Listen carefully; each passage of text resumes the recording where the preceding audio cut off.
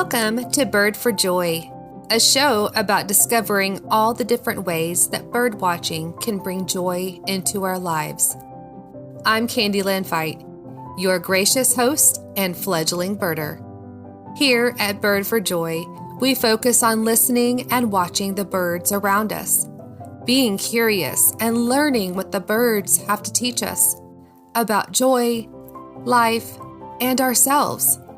So grab your favorite beverage, settle on your perch, and let's get into today's episode.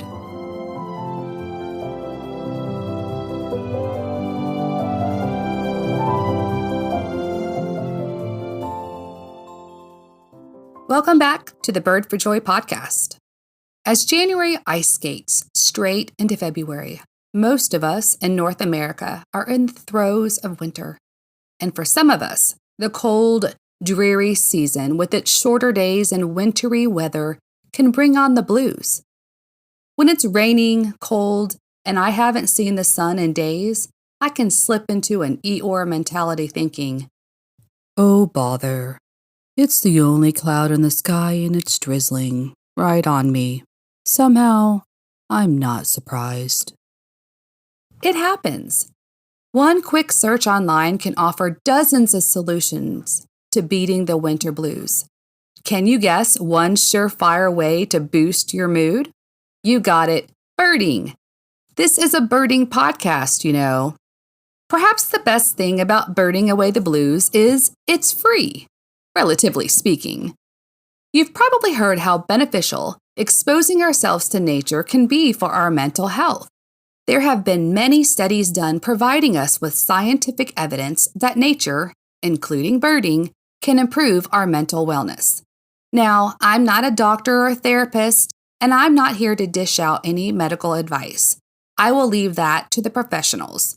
Remember to always seek professional help if you need it. But I bet they'll agree. Nature is good for you. So getting back to birding to beat the blues. Winter birding can be exciting. Due to seasonal changes in food sources, birds migrate. Since September in my region of South Central Texas, there hasn't been a week that has went by that I haven't encountered a new to me species. And it's only February, which means the spring migration hasn't even begun yet. In the past 3 weeks, we've seen freezing temperatures in the teens and monsoon-type rain for days on end. When and if the sun peeks out, I want to throw a party. But despite the ugly weather, the birds have got my back.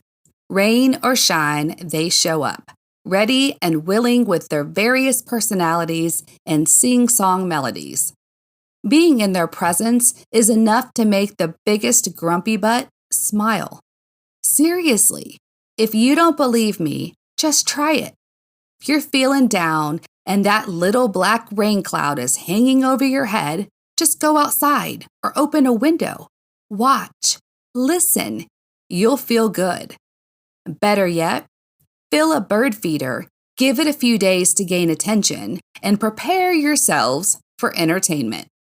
But I'm going to warn you, if you fill it, they will come. Sometimes by the dozen or 5. Let me share with y'all about a species that showed up at my feeders about 10 days ago, the pine siskin. Any experienced birder out there is probably laughing with or at me right about now. I brushed the daily flocks of them off as one of the many sparrow species in my yard. Don't get me wrong, I love all species of sparrows, especially the white-throated sparrow and its "Come Find Me" enticing song. But those pine siskins, I couldn't figure out how and why my feeders were emptying so quickly.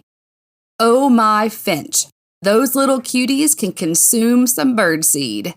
Like, eat me out of the house and home kind of consume.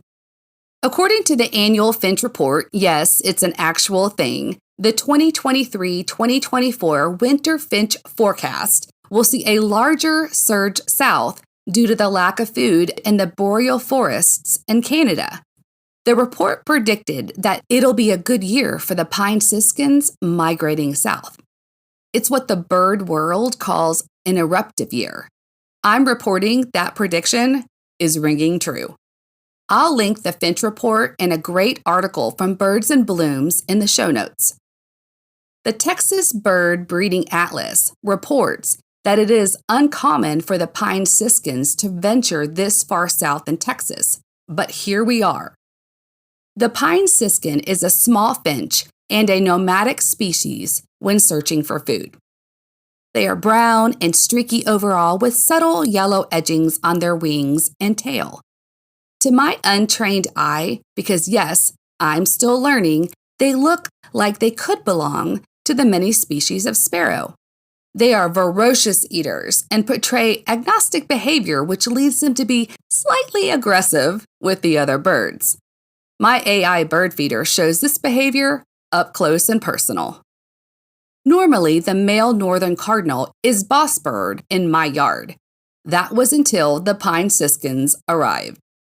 Watching these littles at the feeders is extremely entertaining.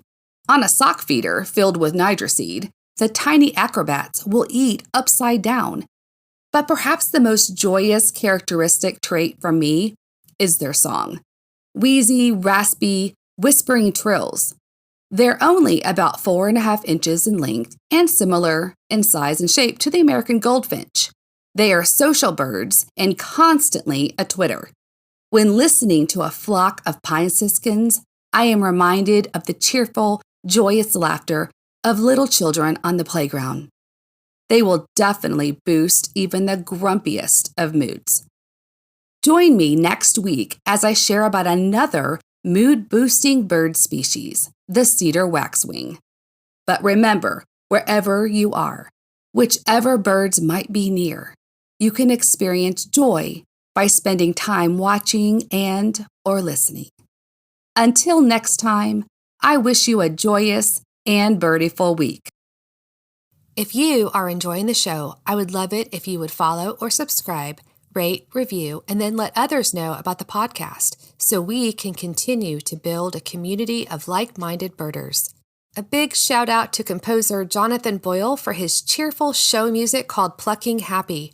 The spoken lyrics were written and read by me, and the full version with lyrics will follow this episode. Until next time, stay chirpy, my friends, and get outside, feel the sun upon your face and the wind in your hair, and bird for joy's sake. Bird for joy's sake, when you're needing more, a new beginning, feeling lost, alone, or blue, go into nature.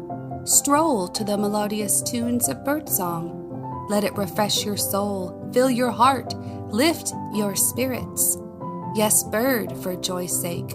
Witness the winged wonders, flitting, fluttering, playing hide and tweet. Is there anything else so sweet? I think not. We'll save for the chitter-chatter of my own nestlings as they filled my early days. But sigh no more, for they have long left the nest, and I now strive to find myself once again, discovering new things that I do best. Bird, for joy's sake, for our feathered friends have much joy to share, and it doesn't cost a dime, only time. And I don't know about you, but I am willing to give, to have a chance to live out my days, filled with curiosity, hope, and wonder, learning patience, the art of slowing down and being fully present, living in the moment, something I have long strived to achieve. Bird, for joy's sake, and keep looking up. Let their constant cheer infect you, their tenacity provide you with lessons of never giving up and looking on the brighter side of life. Prepare for entertainment with their quirky, chirpy silliness. Oh my, so much cuteness, happiness, and whimsy. You can't help but smile. And suddenly you'll discover worries cease, frustrations fade, chaos calms, and troubles melt away like snow in the spring. You will find yourself looking up and forward into the horizon, surrounded by song, hope, and happiness perched in your heart, feeling renewed and fulfilled.